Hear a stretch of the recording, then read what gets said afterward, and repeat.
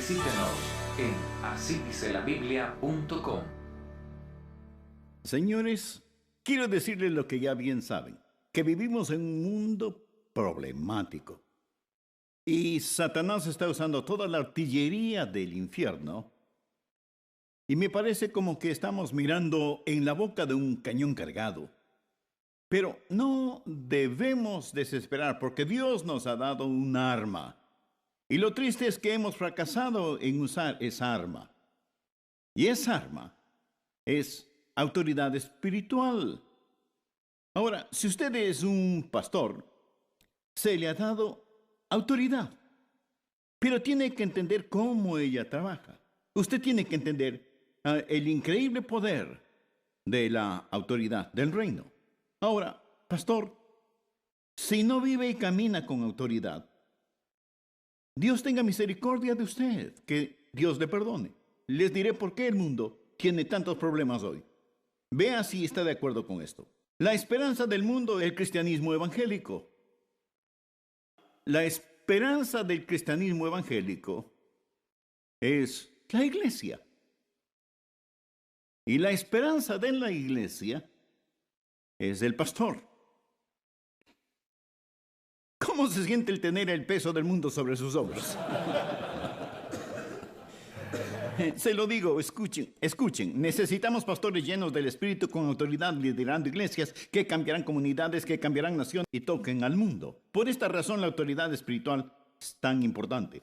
Les diré que la nuestra es una guerra espiritual. A veces la guerra es necesaria. La guerra es muy dolorosa, trágica. Pero la guerra en ningún sentido es la respuesta. Estamos enfrentando las organizadas, diabólicas fuerzas del infierno.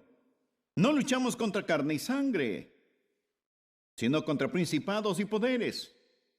Y tienen fuertes, extrañas, malvadas creencias. No se mata una idea con una bala.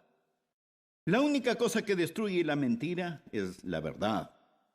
Estamos en una guerra espiritual. ¿Qué es? ¿Dónde está nuestra batalla?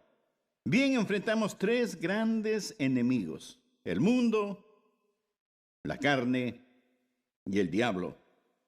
Los tengo separados en categorías. El mundo es el enemigo externo. El enemigo externo, el que está allá afuera. Ahora, cuando la Biblia dice mundo, no está hablando del planeta Tierra. No hay nada malo en la materia en sí misma. Dios creó la tierra y Dios dijo que fue ¿qué? Bueno. Árboles, abejas, las flores, las pulgas fueron creación de Dios. Y Dios lo hizo todo.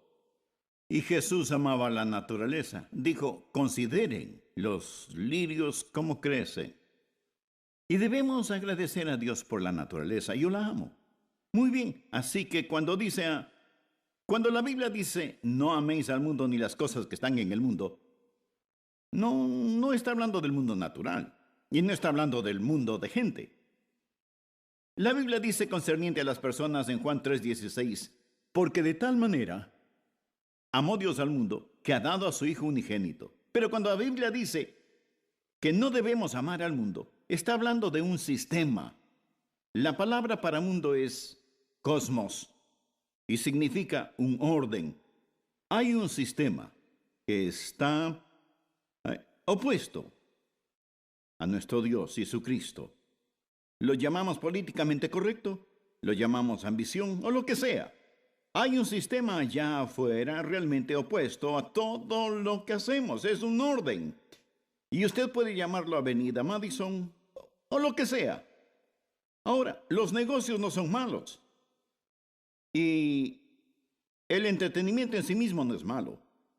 Pero hay detrás de todo esto una filosofía que está tratando de meternos en su molde. No os conforméis a este mundo, la Biblia dice. No deje que el mundo lo oprima en su molde.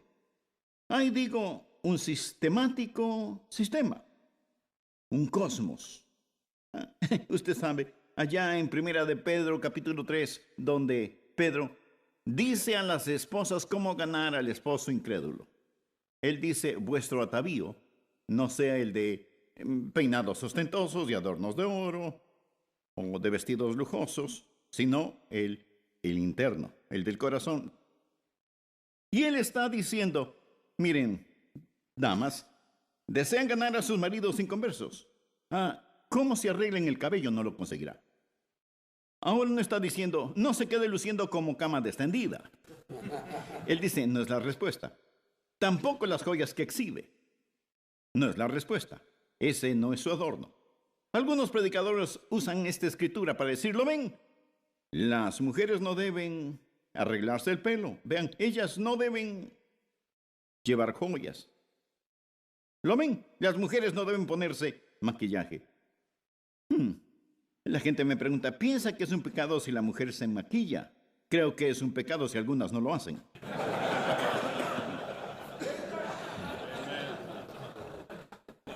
No, usted no va a ganar a su marido luciendo como una explosión en una colchonería. O como casa sin pintar. No. La gente dice, bueno, pero dice ahí no arreglarse el pelo ni tener joyas. No dice tal cosa. Si dijera eso, también diría no usar ropas. Dice, vuestro atavío, no sea el vestido lujosos. Así, ¿usted cree que dará un buen ejemplo si camina desnudo? Lo que está diciendo es, eso no es su verdadero adorno. Usted dirá, bueno, pastor, ¿qué tiene que ver eso con el mundo? Bien, la palabra adorno es la palabra cosmos, la misma palabra. Por esa razón, cuando una mujer se arregla el rostro, ella se pone que cosméticos. Está poniendo su rostro en orden. Ahora, lo que le dice a una mujer es, mire su mundo. Su mundo no debe ser el mundo del estilista. Su mundo no debe ser el mundo del diseñador de modas. Su mundo no debe ser el mundo del joyero. No dice que todo esto sea malo. Y los hombres dicen, amén, dígales, pastor. Él le dirá a usted, su mundo no debe ser solo el de deportes. Su mundo no debe ser el mundo de negocios. Sí, usted vive en el mundo, pero no es del mundo y usted no deja que el mundo lo apriete en su molde. Está a nuestro alrededor y nos afecta a todos. Tenemos un enemigo, el mundo. Llamo al mundo el enemigo externo, pero hay otro enemigo, es el enemigo interno. El enemigo interno es la carne. Ahora, cuando él habla de la carne, no está hablando de su pellejo, su pelo, su piel, sus huesos, sus músculos y corpúsculos. No habla de eso cuando él dice la carne. Su cuerpo no es malo. Su cuerpo es el templo del Espíritu Santo de Dios que tiene de Dios. Y no debe pensar que el cuerpo es malo. Debemos presentarlo como sacrificio vivo a Dios. Cuando la Biblia habla de la carne, habla de la vieja predisposición adámica que todos tenemos para pecar. Todos la tenemos. Y usted nunca puede ir más allá. Porque lo que es carne, carne es. Su carne nunca jamás mejorará ni una milésima parte. Aquello que es carne es carne. Y la carne es enemistad con Dios. Nacemos con ello. Usted no tiene que enseñar a un niño pequeño a ser egoísta. Tiene que enseñarle a ser no egoísta. No tiene que enseñarle a mentir. Tiene que enseñarle a decir la verdad. ¿No es cierto? Y la gente dice, bueno, debe dejar que el capullo se abra. Se abrirá para darle problemas, porque tiene adentro una predisposición a pecar. La Biblia dice en Efesios 2:3, somos por naturaleza hijos de ira. Por naturaleza, hijos de ira. Nacimos con una naturaleza pecaminosa. Se apartaron los impíos desde la matriz. Se descarriaron hablando mentiras desde que nacieron. Está en nosotros, se llama la carne. Usted lo tiene y yo lo tengo. Un niño dijo a su hermano una mala palabra. Le golpeó con la escoba y luego escupió sobre ella. Malo por donde lo vea. La madre reprendió fuerte al pequeño malcriado y le dijo, Juanito, no debiste hacer eso. El diablo te hizo hacerlo. Él contestó, bueno, el diablo hizo que le dijera una mala palabra y le diera con la escoba, pero el escupirle fue mi idea.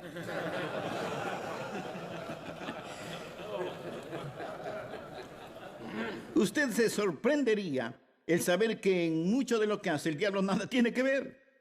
Solo sale de la carne que está en usted.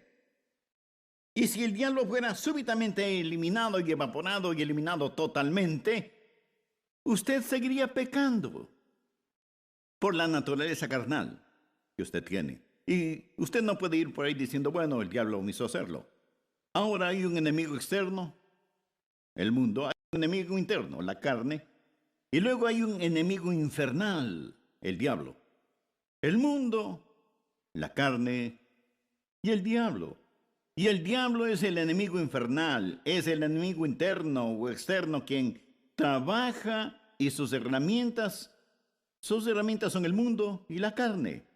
Y nosotros le damos más herramientas para trabajar. Piensa en la carne como una piscina de gasolina. Piense del mundo como un fósforo. Y piensa del diablo como el que enciende el fósforo y lo lanza. Y entonces usted tiene ahí la anatomía de un terrible pecado. Ahora, quiero hablarles de la autoridad del reino.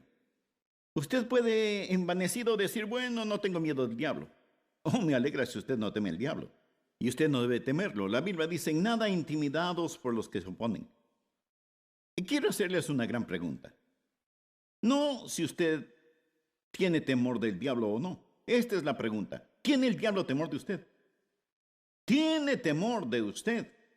Usted dice, él no debe tener temor de mí. Sí, él debe tener temor de usted. La Biblia dice, resistid al diablo y ¿qué? Huirá de vosotros. Jesús dijo, les doy autoridad sobre el poder del enemigo. Lucas 10, versos 17 al 19. Volvieron los 70 con gozo diciendo, Señor, aún los demonios se nos sujetan en tu nombre. Y les dijo, yo veía a Satanás caer del cielo como un rayo. He aquí os doy potestad de hollar serpientes y escorpiones y sobre toda fuerza del enemigo. Y nada os dañará. Os dañará. Les doy poder sobre todo poder del enemigo. Pero usó dos diferentes palabras para poder en el idioma griego. Primero les doy exousia, sobre todo el dunamis del enemigo. Y la palabra exousia significa autoridad. Lo que literalmente dice, les doy autoridad sobre todo el poder del enemigo. Ahora quiero que pensemos en la autoridad del reino, porque usted como pastor debe guiar y usted necesita entender la fuente de su autoridad. Ahora quiero darles 4 proposiciones. Primero, la autoridad del reino fue gloriosamente dada al hombre. Cuando Dios hizo a Adán y Eva, les puso en el jardín del Edén, Dios les dio el dominio. Anote Génesis capítulo 1, verso 26, y Dios dijo, hagamos al hombre a nuestra imagen, conforme a nuestra semejanza, y señoré en los peces del mar, en las aves de los cielos, en las bestias, en toda la tierra, y en todo animal que se arrastra sobre la tierra. Es claro que Adán y Eva fueron el rey y la reina de la tierra. Y David en los Salmos dijo lo mismo. Salmo capítulo 8, versos del 6 al 8, habla del hombre. Le hiciste señorear sobre las obras de tus manos. Todo le pusiste debajo de sus pies. Ovejas y bueyes, todo ello, y asimismo las bestias del campo. Las aves de los cielos y los peces del mar. Todo cuanto pasa por los senderos del mar. El hombre fue hecho para tener dominio, pero ya no tiene ese dominio hoy. No el hombre perdido, no el hombre natural. Un pequeño niño debía llevar su certificado de nacimiento a la escuela y su madre le dijo, ahora cariño, este es un documento valioso, no lo pierdas. Y él lo perdió. Y se sentó en las gradas de la escuela llorando y el cuidador le dijo, ¿por qué lloras? Le dijo, perdí mi excusa de haber nacido. Hay muchas personas que han hecho exactamente eso, han perdido su excusa de estar aquí. Es obvio que el hombre no tiene dominio hoy. ¿Sabe? Hay gente que dice, bueno, estamos hechos a la imagen de Dios. Tengo noticias para usted. Fue Adán que fue hecho a la imagen de Dios. Usted no es la imagen de Dios. Usted es la imagen de Adán. La Biblia dice, y Adán engendró a un hijo a su semejanza, conforme a su imagen. La imagen de Dios fue manchada por Adán. Y usted es la imagen de Adán. Cuando decimos, somos hechos a la imagen de Dios, bueno, mira alrededor, piensa que Dios tiene esa forma. No, nosotros tenemos la vieja naturaleza adámica. Así, la autoridad del reino fue gloriosamente dada. Dios dijo a Adán, ten dominio. Pero número dos, la autoridad del reino fue legalmente perdida por el hombre. Fue dada gloriosamente, fue legalmente perdida, con énfasis en legalmente. Adán se la dio a Satanás. Se la cedió a Satanás. Anote Romanos 6, verso 16. ¿No sabéis que si os sometéis a alguien como esclavos para obedecerle, sois esclavos? Adán se dio a sí mismo a Satanás y se volvió esclavo de Satanás. Anote 2 de Pedro capítulo 2, verso 19. Les prometen libertad y son ellos mismos esclavos de corrupción, porque el que es vencido por alguno es hecho esclavo del que lo venció. Satanás vino al jardín, venció a Adán, pero Adán no tenía que hacerlo. Dios había dado a Adán el dominio sobre todas las bestias del campo. Pudo haber dicho a la serpiente, tú fuera de aquí, pero no lo hizo. Más bien él cedió su autoridad a Satanás. Y Satanás obviamente es engañador. Se acercó a Adán, la tentación no fue para caer, sino para elevarse. No fue para ser malo, fue para ser bueno, pero a la manera de Satanás, saliendo de la autoridad de Dios.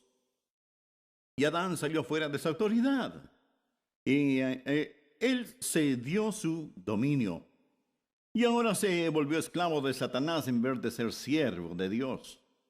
Y quien quiera es dueño de un esclavo posee que todo lo del esclavo. Cuando usted es dueño de un esclavo, posee todo lo que el esclavo posee. Ahora, fue legalmente perdido, no sabiamente perdido, pero era de Adán. Podía haberlo dado a quien él quisiera, neciamente. Tengo un amigo cuyo padre le compró, cuando iba a la universidad, un nuevo automóvil. ¿Saben lo que mi amigo hizo con ese automóvil? Se lo regaló a otro amigo. Simplemente se lo dio. ¿Le perteneció a ese hombre luego que se lo dieron? Sí. Ahora, el padre, estoy seguro, no fue un padre muy feliz. ¿Por qué le dio a su hijo el carro? Pero él lo regaló. Dios le dio a Adán y Eva dominio, pero ellos lo regalaron. Ahora, ese padre no podía legalmente reclamar ese carro. Fue gloriosamente dado, fue legalmente perdido, y así hemos regalado el dominio. Ahora, cuando Jesús estuvo aquí en la tierra, el diablo le tentó. Y él habló de darle a Jesús dominio. Por ejemplo, veamos Lucas capítulo 4, verso 6. Y le dijo el diablo, todo este poder, o sea, toda esa autoridad literalmente, te la daré y la gloria de ellos. Ahora escuche esto. Porque a mí me ha sido entregada y a quien quiero la doy.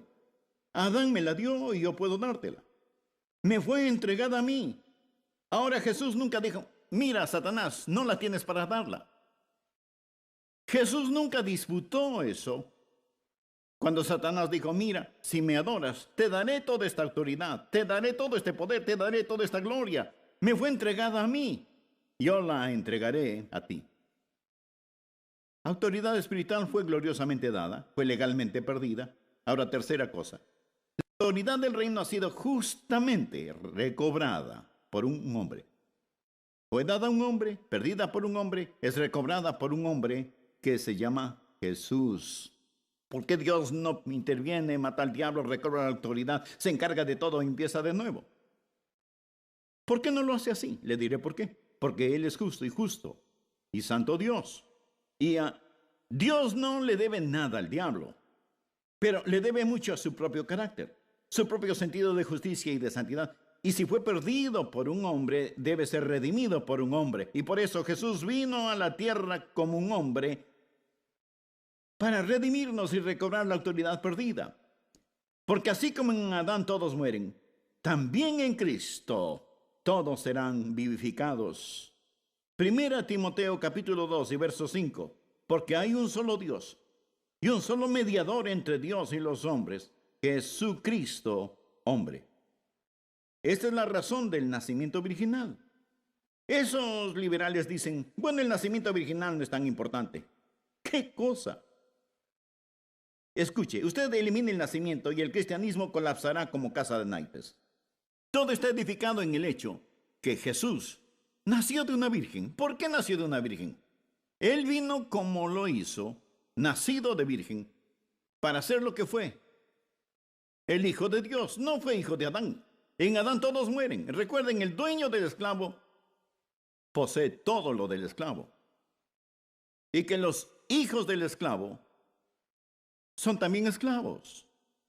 Él no pudo haber sido hijo de Adán sin haber sido un esclavo y teniendo Satanás todavía el dominio sobre todo lo que tenía.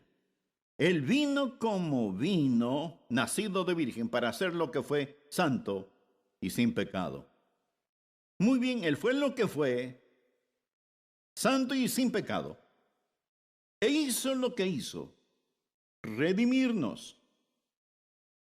Verá, él tuvo que ser un sacrificio sin pecado. Sin nacimiento original, no salvador sin pecado. Sin salvador, no expiación. Él vino como vino para hacer lo que fue lo que fue para hacer lo que hizo. Y él hizo lo que hizo para que tengamos lo que tenemos, dominio. Él lo recuperó. Es nuestro. Esa es la razón por la que pudo decir en la gran comisión, todo dominio me es dado en el cielo y en la tierra. Ha sido entregado a Jesús por el Padre. Cuando Jesús murió en la cruz, anuló el reclamo de Satanás y legal y justamente recuperó lo que Dios le había dado a Adán. Bien, así hoy tenemos autoridad del reino. Pero quiero decirles, hay una esfera de nuestra autoridad del reino. La autoridad que tenemos hoy no es la autoridad que Adán tuvo. No todavía. Adán tuvo dominio sobre las bestias del campo, las aves del aire y los peces del mar. Usted no tiene ese dominio hoy. No puede maldecir al cáncer y hacer que se seque. Usted puede orar y pedir a Dios sanidad. Y sin que importe cuán espiritual sea, si tira una piedra en un nido de avispas, usted será picado. Si monta un caballo que no ha sido domado antes, usted va a tener un bonito paseo, tal vez por 15 segundos. No tenemos dominio como Adán tuvo dominio, porque ahora escuchen, nosotros tenemos dominio, pero hay un no todavía nota. Déjenme leer una escritura para ustedes, Hebreos capítulo 2, versos del 6 al 8. Pero alguien testificó en cierto lugar diciendo, ¿qué es el hombre para que te acuerdes de él? ¿O el hijo del hombre para que le visites? Le hiciste un poco menor que los ángeles, le coronaste de gloria y de honra, y le pusiste sobre las obras de tus manos, todo lo sujetaste bajo sus pies, porque en cuanto le sujetó todas las cosas, nada dejó que no sea sujeto por él. Hasta aquí bien, pero escuchen. Pero todavía no vemos que todas las cosas le sean sujetas. Hay una no todavía nota. Ahora, Jesús recuperó el dominio, pero viene en etapas. Estamos aún esperando la redención del cuerpo. Y la naturaleza todavía no está bajo el Hijo de Dios. Anoten esta escritura. Romanos capítulo 8, versos del 21 al 23, porque también la creación misma, y literalmente en el griego lo dice así, será libertada de la esclavitud de corrupción a la libertad gloriosa de los hijos de Dios. Porque sabemos que toda la creación gime a una y a una está con dolores de parto hasta ahora. Y no solo ella, esto es la creación, sino que nosotros, que tenemos las primicias del Espíritu, y también gemimos dentro de nosotros mismos, esperando la adopción, la redención de nuestros cuerpos. Vivimos en un mundo maldecido por el pecado con cuerpos no redimidos. Uno de estos días, nuestros viles cuerpos serán hechos como su glorioso cuerpo. Uno de estos días el desierto florecerá como una rosa, y el cordero y el lobo se acostarán juntos, y la tierra será llena con el conocimiento de la gloria del Señor, como las aguas cubren el mar. Pero hay un no todavía ahí. La cosa que es nuestra hoy es autoridad sobre el mundo, la carne y el diablo.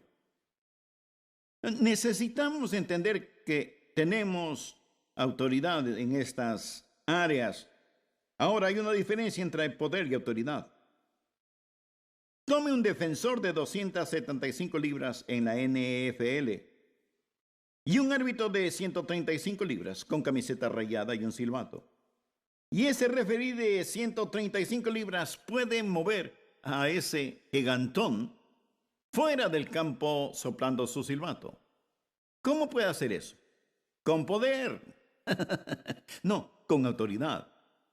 Vea a un policía que pesa 150 libras, totalmente mojado y lleno de sudor. Y se pone delante de un tráiler de 18 ruedas y dice, ¡pare! En nombre de la ley. El tráiler puede aplastarle, pero se detiene. ¿Con qué detuvo ese tráiler? Detiene ese tráiler con autoridad. Porque detrás de su uniforme está el departamento de policía, la milicia estatal y detrás de eso, si es necesario, la Guardia Nacional y el poder de los Estados Unidos de América.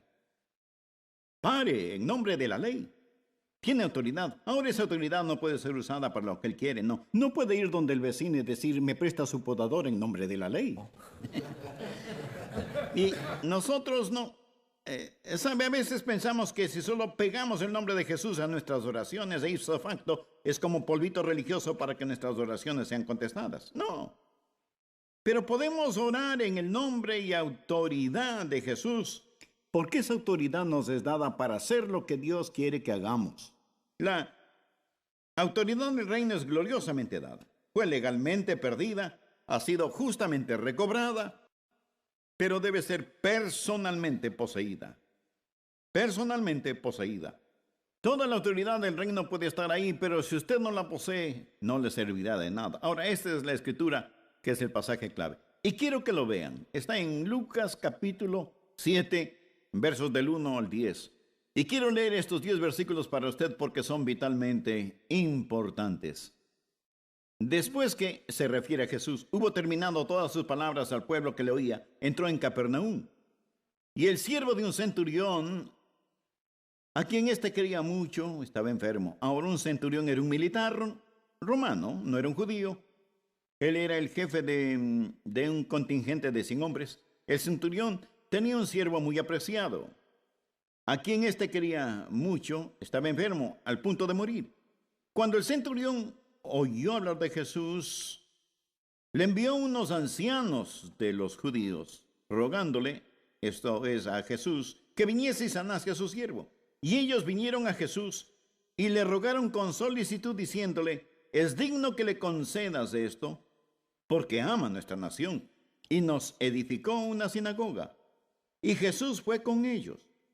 Pero cuando ya no estaban lejos de la casa, el centurión envió a él unos amigos diciendo, Señor, no te molestes, pues no soy digno de que entres bajo mi techo, por lo que ni aún me tuve por digno de venir a ti.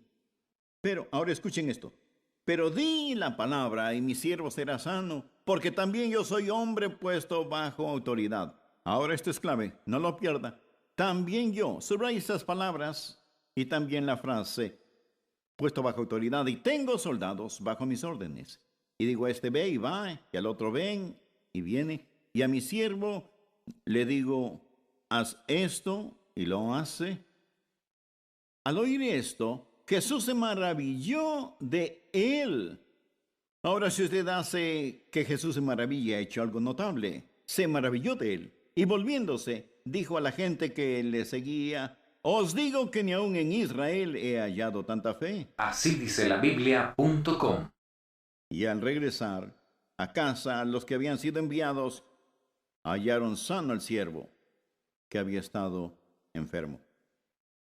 Ahora, la autoridad del reino debe poseerla personalmente. Recuerden que les hablé acerca de poseer sus posesiones. Usted tiene autoridad, pero debe poseerla. Ahora déjenme darles el trasfondo otra vez. Jesús está yendo hacia esa casa gentil del oficial romano. Y él tiene hombres bajo su mando. Y en humildad dice Jesús, ni siquiera soy digno de que vengas a mi casa. Y no me siento digno de ir hacia ti. Pero Señor, solo pronuncia la palabra y mi siervo será sanado. Porque yo también, como tú, Jesús, soy hombre bajo autoridad. Tengo soldados y tengo siervos. Digo a un soldado, vete aquí o allá, y él lo hace. Digo a un siervo, haz esto y lo otro, y lo hace. ¿Por qué? Porque estoy bajo autoridad. Porque estoy bajo la autoridad. Tengo esta autoridad. Él dijo, Jesús, sé cómo tú trabajas. He visto cómo trabajas. Tú estás bajo autoridad. Piensa que Jesús no estuvo bajo autoridad en su humanidad. Estuvo totalmente bajo autoridad. Estuvo sujeto a sus padres. Estuvo sujeto a la ley de Dios. Jesús dijo, lo que mi Padre dice, lo digo. Lo que mi Padre hace, lo hago. Estoy bajo su autoridad. El mismo Hijo de Dios estuvo bajo autoridad en su humanidad. Y el centurión dijo, sé cómo tú trabajas. Yo también soy hombre bajo autoridad. Él sabía que mientras estuviera bajo el emperador y bajo el general, tenía la autoridad sobre sus soldados y siervos. Pero sabía que si salía debajo la autoridad del emperador y del general, perdería su autoridad y terminaría en prisión o muerto. ¿Tiene sentido para usted? Bien, este es el principio. Usted nunca estará sobre las cosas que Dios ha puesto bajo usted hasta que usted esté bajo las cosas que Dios ha puesto sobre usted. Dios no da autoridad a rebeldes. Y hasta que aprenda el principio de sumisión, nunca conocerá la emoción de la autoridad. Dios no da autoridad a rebeldes. ¿Alguna vez cuántos de ustedes han enseñado a un joven a manejar? Déjenme ver sus manos. Bueno, no estuve ahí, pero le diré lo que hizo. Primera cosa que hizo fue mostrarle los frenos. No el acelerador. Le mostró los frenos. ¿Por qué? Porque si él dice, mire papá, no tengo interés en saber frenarlo, solo muéstrame cómo se mueve. Usted dirá, dame las llaves, por favor. Tú no estás listo. Hasta que estés dispuesto a saber sobre los frenos, yo no estoy listo a mostrarte dónde está el acelerador. Ahora, si usted no sabe las restricciones del Espíritu, nunca podrá saber la libertad del Espíritu. Dios quiere que tenga autoridad, pero usted debe estar bajo autoridad para tener autoridad. Tengo un amigo, su nombre es José Tesson, se deletrea T''S''O''N. Un querido hombre, una especie de Billy Graham en Rumania. Y he estado en Rumania predicando en cruzadas. Y José es un gran hombre de Dios, gran fe. Le dije a José, José, dime acerca del cristianismo americano. Él dijo, no, Adrián, no quiero hacerlo. Le dije, no, José, soy grande, ya maduro, dime. Él dijo, bueno, Adrián, en América, la gran palabra es compromiso. Yo dije, eso es bueno, ¿verdad, José? Y dijo, no necesariamente. Dijo, cuando usted está haciendo compromisos, está en control. Y dijo, la palabra compromiso en realidad no se puso de moda en los Estados Unidos sino a fines de este siglo. Y él dijo, es una palabra muy popular hoy. Pero la gente le dice a Dios que están comprometidos a memorizar la Biblia, comprometidos a diezmar, comprometidos a ganar almas. Pero él dijo, si un hombre con un revólver le dice manos arriba, usted no empieza a decirle a lo que está comprometido. Dirá, ¿qué es lo que quiere que haga? Y él dijo, la palabra clave en la Biblia no es compromiso, sino rendición. Rendición. Rendición. Soy tuyo, Señor. Usted no dice, Señor, me he comprometido a edificar una gran iglesia, me he comprometido a estudiar más, me he comprometido a esto o a eso. Puede hacerlo a ese nivel, pero solo cuando levanta las manos en total rendición a Él, usted podrá conocer ese poder, porque usted nunca, nunca estará sobre las cosas de Dios. Quiere bajo usted hasta que esté bajo las cosas que Dios ha puesto sobre usted. Comenzando con el señorío de Cristo, comenzando con la palabra de Dios. Hay padres que no tienen autoridad sobre sus hijos. Una razón es, sobre el panel de instrumentos tienen algo llamado un detector. Ellos no quieren estar bajo la autoridad del gobierno. Hay madres que no tienen autoridad sobre sus hijos porque ellas no están dispuestas a someterse al liderazgo de sus maridos.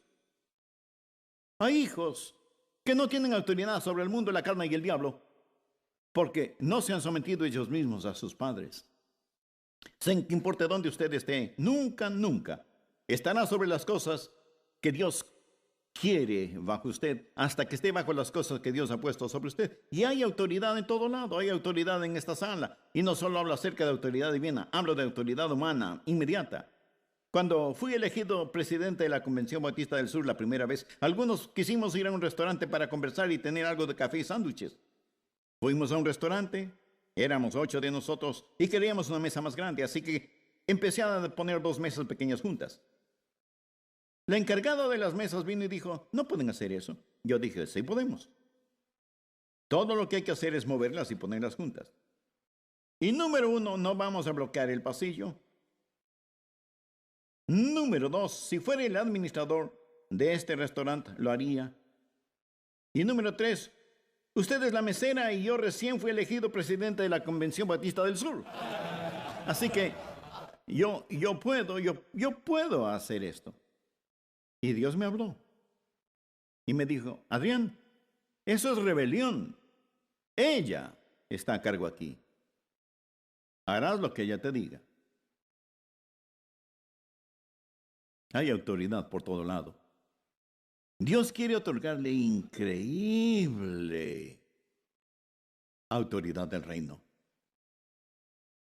Pero, amigo, usted debe personalmente poseerla. Y el diablo no quiere que usted entienda esto. Él tratará de esconderlo de usted. Otra vez les diré que la gran pregunta no es, ¿tiene usted temor del diablo? Sino, ¿está el diablo temeroso de usted?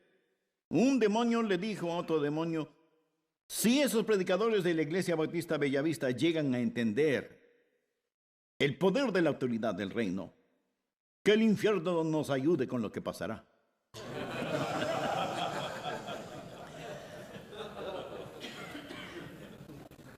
Cuando vivía abajo en la Florida, en Merritt Island, vivía justo junto al río del Indio, una gran laguna de agua salada de 2 kilómetros de ancho y que cubre de arriba abajo la costa de Florida. Yo tenía un pequeño velero tamaño más o menos como esta mesa aquí, pero más ancho. Un modelo Boston Whaler, con una vela, casi como un bote. Y yo salía por la noche, después del trabajo, tiraba los zapatos, me ponía un pantalón viejo, llevaba 1 o 2 de los niños conmigo y el pequeño bote era empujado ahí por el agua. Vivía solamente a corta distancia del agua y navegaba al caer el sol, mirando a los delfines jugar, viendo los saltamontes y las grullas. Era un tiempo estupendo, nos reíamos, bromeábamos. Ese botecito era parte de la familia. Y un día bajé al muelle para ir a navegar, pero el bote había desaparecido. Alguien se había robado mi bote. Y pensé, ¿qué ladrón más sucio? Haberse robado mi bote. Pero no supe quién y no pude hacer nada al respecto. Unas semanas después de eso, estaba manejando por las 5:20 en la carretera en Merritt Island. Y hay un almacén de botes y miré hacia allá. Y en la esquina del sitio, en lugar prominente de venta, estaba mi bote, bien estacionado allí. Todo bien pulido, listo para ser vendido. Estacioné mi carro, entré al negocio y dije, ¿cuánto cuesta ese bote? Me lo dijo. Dije, ¿dónde lo consiguieron? Me dijo, lo vendo para otra persona. Dije, bien, ahora le diré algo. Ese es mi bote. Él dijo, no, lo siento. Dije, no, ese es mi bote. Y dije, voy a regresar por él. Él no me creyó. Fui, saqué mi tráiler, manejé hacia allá, retrocedí, utilicé la wincha y coloqué el bote en el tráiler. Él salió y me dijo, ¿qué está haciendo? Le dije, llevando mi bote a casa. Él dijo, no puede hacer eso. Le dije, lo estoy haciendo. ¿Por qué no entra y llama a la policía? Esperaba que lo hiciera. Él dijo algo, dio media vuelta, se alejó. Hoy ese bote está en mi jardín. Ahora mismo. Usted sabe, al diablo le gusta intimidarle y evitar que usted posea las posesiones que ha tratado de robarle. Eso es suyo. La autoridad del reino sobre el mundo, la carne y el diablo. Y ahora Jesús dice, todo poder me es dado en el cielo y en la tierra. Por tanto, id y haced discípulos a todas las naciones. Y los hombres de Dios dicen, amén. Gracias. Visítenos en asídicelabiblia.com.